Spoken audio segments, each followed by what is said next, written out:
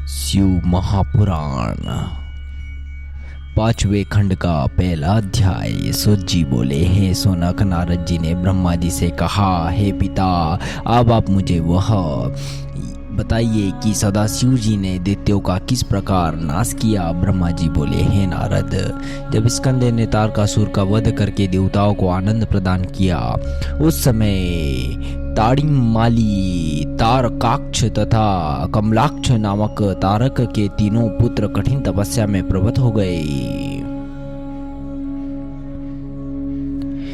वे मेरे ध्यान में पहले एक पाव से खड़े रहे, फिर 100 वर्षों तक केवल जल पीकर तप करते रहे। 1 सहस्त्र वर्ष तक वे अंगूठे के बल खड़े रहे। उस समय मैंने उनसे जाकर कहा, हे तारक के पुत्रों, मैं तुम्हारे तप से अत्यंत प्रसन्न हूँ, तुम अपनी इच्छा अनुसार वर मांगो। तब तीनों दैत्यों ने मुझसे यह कहा कि हे ब्राह्मण, यदि आप हमसे प्रसन्न हैं तो हमको यह वर दीजिए कि हम किसी के हाथ से ना मर जाए और हमको कोई मार ना पाए। तब मैं उनसे बोला कि तुम मुझसे वरदान मत मांगो, इसके अतिरिक्त अपनी इच्छा अनुसार कोई भी वस्तु मांगो। यह सुनकर उन तीनों दैत्यों पुत्रों ने विचार कहा कि आपकी यही इच्छा है तो इसी स्थान पर एक नगर की स्थापना हो जहां आपकी मूर्ति स्थित हो। इसके अतिरिक्त हम तीनों के लिए अलग अलग एक नगर और तैयार हो जाए जो एक सहस्त्र कोस के अंतर पर हो।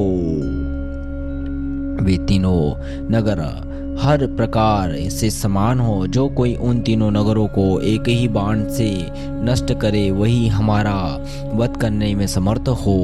मैंने यह सुनकर कहा, अच्छा, तुम्हारी इच्छा अनुसार यही होगा। फिर मैंने उसी समय मैदानों को बुलाकर एक साथ 3 नगर निर्माण करने की आज्ञा दी और वहां से चले गया। हे नारद, मैदानों ने मेरी आज्ञा अनुसार तीनों नगरों का निर्माण किया। प्रत्येक नगर 100 योजन बड़ा था। उनमें स्वर्ग से भी अधिक आनंद था। मैंने क्रम से तीनों भाइयों को तीनों नगर बांट तीनों लोगों में ऐसी कोई वस्तु न थी जो उन लोगों को उपलब्ध बने हुए थे। उनके पास असंख्य सेना थी। प्रत्येक के घर में शिवालय बने हुए थे जिनमें सब लोग शिव जी का पूजन करते थे। प्रतिदिन हवन एवं यज्ञ हुआ करते थे।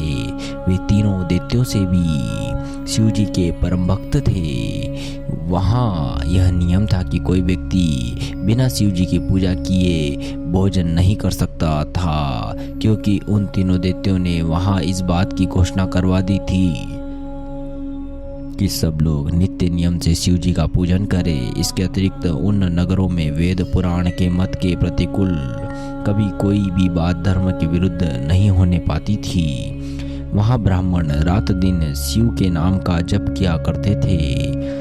जब उन दैत्यों का तेज बढ़ने लगा तब देवता लोग घबराकर बहुत दुखी हुए।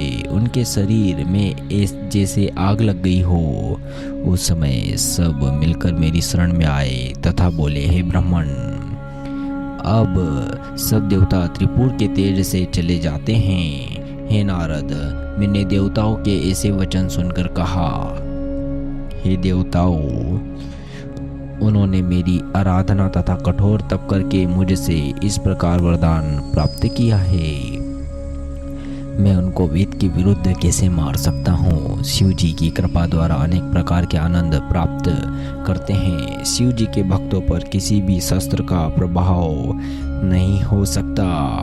उनकी आराधना को त्यागने से प्रत्येक व्यक्ति नष्ट हो जाता है। मैं तुम लोगों को इसी वर्णन के अनुसार एक इतिहास सुनाता हूँ।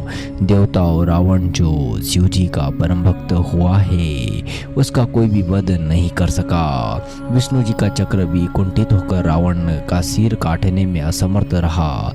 उस समय आकाशवाणी हुई कि हे विष्णु, यदि रावण किसी कारणवश शिव जी की सेवा छोड़कर उनके विरुद्ध हो जाए तो यह निस्संदेह शिव जी उनकी सहायता न करेंगे। इसलिए तुमको यही उचित है कि अवतार लेकर शिव जी का नाम जपो।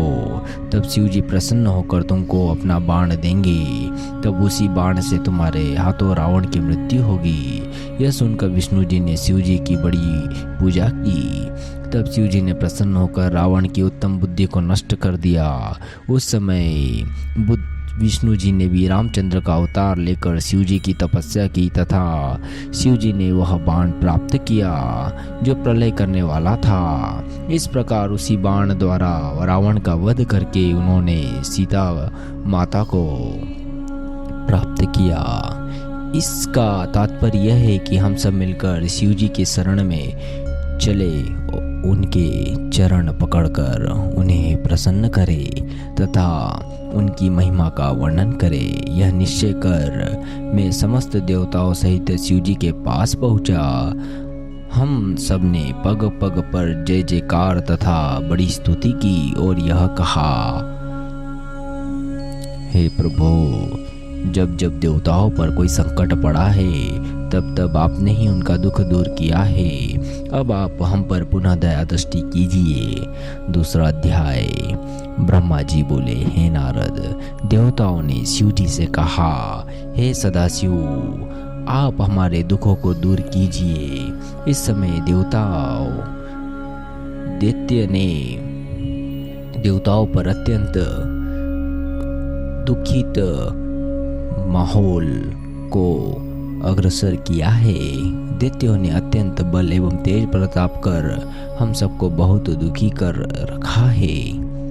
अब हमसे यह कष्ट सहे नहीं जाते, इसलिए हम आपकी शरण में आए हैं। यह सुनकर शिव जी बोले, हे देवताओं, मुझे तुम्हारा सब दुख कष्ट मालूम हो गया है, परंतु त्रिपुर के असुर बड़े धर्मात्मा एवं दाता है। इन्हीं गुणों के कारण वे सब आनंद पूर्वक रहते हैं। संसार में पुण्य के समान और कोई अन्य वस्तु इतनी आनंद नहीं है। जब तक उनका पुण्य वृद्धि पर है तब तक वे मारे नहीं जाएंगे। हमको यह उचित नहीं है कि हम अपने भक्तों को व्यर्थ ही नष्ट कर दें। इसके साथ ही हमसे तुम्हारे कष्ट भी नहीं देखे जाते, क्योंकि जो तुम हमारी शरण में आता है हम उसकी अवश्य ही रक्षा करते हैं। इससे तुमको अब यही उचित है कि तुम विष्णु के पास जाकर सब दुख को कहो। हे नारद, यह सुनकर सब देवता शिव जी के आदेश अनुसार विष्णु जी के पास चले गए। उन्होंने स्तुति करने के पश्चात अपने सब दुख उनसे कहे तथा हर प्रकार से विष्णु जी की पूजा में प्रवृत्त हुए। तब विष्णु जी ने देवताओं की विपत्ति सुनकर वेद एवं शास्त्रों के अनुसार यह उत्तर दिया, हे देवताओं, सनातन से शिव जी की भक्ति एवं पूजा पुण्य प्रदान करने वाली है। शिव जी की पूजा होने वाले स्थान पर कोई दुख या कष्ट नहीं रह सकता। देवताओं ने यह सुनकर दुखी हो निवेदन किया, हे देवताओं के स्वामी, इस समय हम सब दुखी तथा अधीर है। यह बात स्पष्ट है कि जब तक त्रिपुर के असुर जीवित रहेंगे हमको कभी भी शांति नहीं मिलेगी। अब आप ही बताइए कि हम सब कहाँ जाए, या तो आप हम सबको बिना मृत्यु के मार डालिए या त्रिपुर का नाश कीजिए। इन दोनों कामों में से एक काम करके आप हमारे कष्टों को दूर कीजिए, जिससे आपको भी प्रसन्नता हो। हम सब शिव जी के आदेश अनुसार ही प्रसन्न होकर आपके पास आए थे। यह कहकर सब देवता चुप हो गए। तब विष्णु जी ने शिव जी की आज्ञा पर विचार कर सोचा कि किसी न किसी प्रकार इन देवताओं का दुख अवश्य दूर करना चाहिए। फिर शिव जी का ध्यान धर कर उन्होंने यज्ञ गणों को स्मरण किया। तब यज्ञ के भीतर से मखपति उत्पन्न होकर विष्णु जी की स्तुति करने लगा। उस समय विष्णु जी देवताओं से बोले, हे देवताओं, अब तुम सब इनकी पूजा करो। देवताओं ने उसी समय प्रसन्न होकर शंखनाद किया तथा मक अर्थात यज्ञ करके मखपति का ध्यान करते हुए उनकी पवित्र स्तुति की।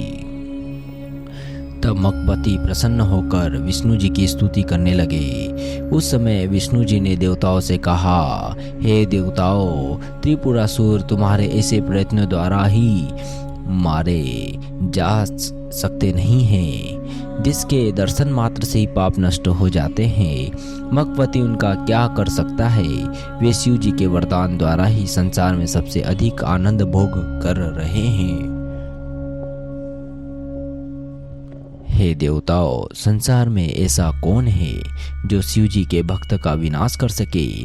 शिव जी ने केवल संसार की भलाई के निमित्त ही अवतार लिया है। उनकी एक ही अंश की पूजा के फलस्वरूप देवताओं ने कैसापद प्राप्त किया,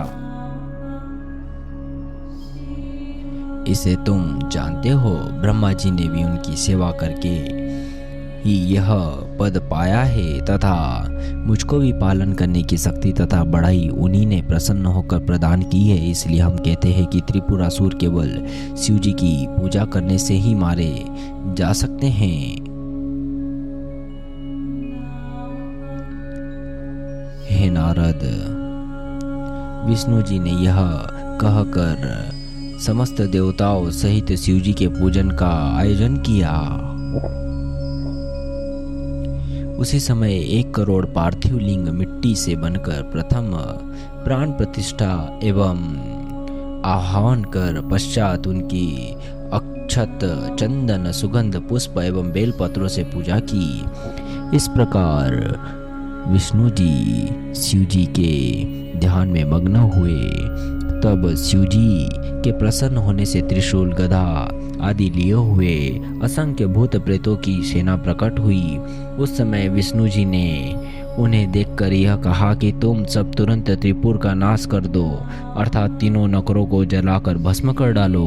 इस प्रकार संसार में तुम्हारी कीर्ति फैलेगी। विष्णु जी का ऐसा आदेश सुनकर भूतों की सेना वायु वेग से चली तथा त्रिपुर में पहुंचकर चारों ओर फैल गई। परंतु जब वह नगर के भीतर पहुंची तब शिव जी की लीला से जलकर तुरंत भस्म हो गई।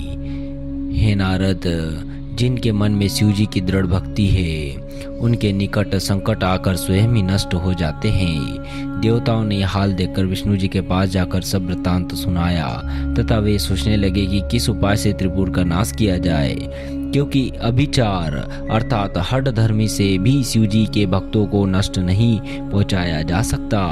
वास्तव में शिव की भक्ति के ही कारण वे सब दैत्य बच गए। यदि शिव जी हमारी सहायता करे तब हम शत्रुओं के इन अत्याचारों से मुक्ति प्राप्त कर सकते हैं। इसलिए हमें कोई ऐसा उपाय करना चाहिए जिससे ये दैत्य धर्म से नष्ट हो जाए।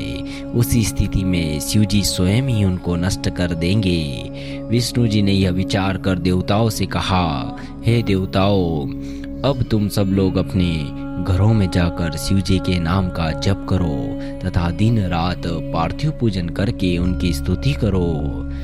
विष्णु जी के ऐसे वचन सुनकर समस्त देवता अत्यंत प्रसन्न हो अपने अपने घरों को गए। 3 अध्याय। ब्रह्मा जी बोले, हे नारद, देवताओं को विदा करने के पश्चात विष्णु जी ने शिव पूजन किया। फिर माया द्वारा अपने ही शरीर से एक ऐसा मनुष्य उत्पन्न किया जिसका सिर मुड़ा हुआ था। वह मेले वस्त्र पहने तथा वस्त्र से अपने मुख को ढके हुए धर्म कर्म कहता हुआ विष्णु के सम्मुख आ खड़ा हुआ और हाथ जोड़कर अहर्ण वचन बोला। उसने कहा, मुझको क्या आज्ञा है? तब विष्णु जी बोले, तुम हमारे शरीर से उत्पन्न हुए हो, इसलिए हमारा काम भली भांति पूर्ण करो। तुम हमारे ही रूप हो। विष्णु जी ने यह कहकर एक बहुत बड़ा ग्रंथ जिसमें 16 सहस्त्र श्लोक थे की रचना की, जिसमें निम्नलिखित बातें थी। वह ग्रंथ छल एवं झूठ से भरा हुआ था। उसमें कोई ठीक धर्म नहीं लिखा था। वह वेद, शास्त्र तथा पुराणों के विरुद्ध था, जिसको पढ़कर किसी भी प्रकार का आनंद प्राप्त नहीं होता था।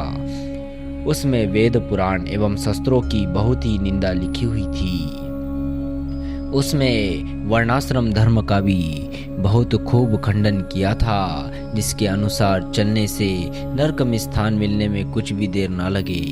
उसमें सब बातें कुमति एवं संशय की थी। उसको मानने से सोच तप आदि सब नष्ट हो जाते थे। विष्णु जी ने उस पुस्तक को उसे देकर कहा कि तुम त्रिपुर में जाकर सबको यह पुस्तक पढ़ा दो।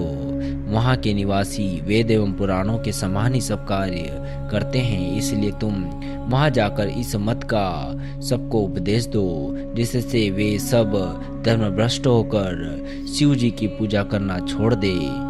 तब तुम अपना यह काम पूर्ण कर लो। तब अपने शिष्यों सहित तब तक मरुस्थल में वास करो जब तक कि कलयुग ना आवे। तुम महागुप्त रूप से रहा करना, तब कलयुग का आरंभ हो जाए तब तुम मेरे इस उपदेश को भली भांति प्रसिद्ध करना।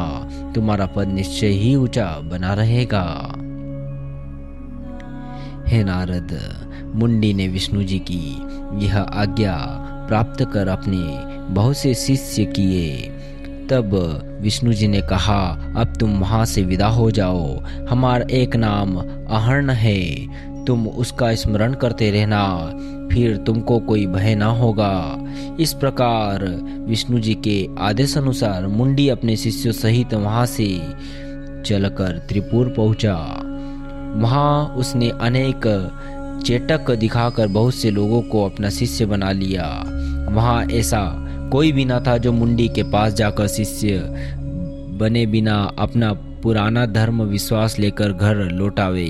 वे, हे नारद, तुम भी शिव जी की लीला से मुंडी के शिष्य हुए, क्योंकि उसमें देवताओं का कार्य बनता था। फिर तुमने त्रिपुरासुर के पास जाकर मुंडी की ऐसी प्रशंसा की कि त्रिपुर भी मुंडी के शिष्य हो गए। मुंडी ने त्रिपुरासुरों से यह प्रण करा लिया कि हमारी आज्ञा किसी दशा में भी अमान्य ना की जाए। यह बात मान लेने के पश्चात मुंडी ने अपने मुख पर से वस्त्र हटाकर त्रिपुर को अपना शिष्य बनाया तथा मंत्र दिया। फिर अनेक प्रकार के कर्तव्य तथा अकर्तव्य कार्य बता दिए। त्रिपुर के शिष्य बन जाने के पश्चात फिर कोई ऐसा व्यक्ति न रहा जो मुंडी का शिष्य ना बना हो। पंचम खंड का चौथा अध्याय कल से शुरू होगा। ओम नमः शिवाय।